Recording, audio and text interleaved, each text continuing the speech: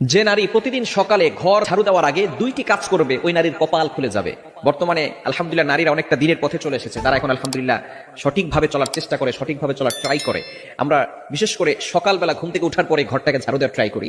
ঘরটাকে ঝাড়ু দেয়, বিশেষ করে মা বোনেরা যারা আছেন ঘরটাকে পরিষ্কার পরিচ্ছন্ন রাখার জন্য ঘুম থেকে ওঠার পরেই ঘর ঝাড়ু দেয়। এই ঘর ঝাড়ু দেওয়ার আগে কিছু কাজ করতে হবে। দুইটি কাজ যদি নারীরা করতে পারে ওই নারীর কপাল খুলে যাবে। এক নাম্বার হচ্ছে ফজরের সালাত আদায় করা। ফজরের 2 রাকাত ফরজ নামাজ আছে না নাই? ফজরের নামাজ কয় রাকাত? মোট হচ্ছে 4 রাকাত, 2 রাকাত সুন্নাত, 2 রাকাত ফরজ।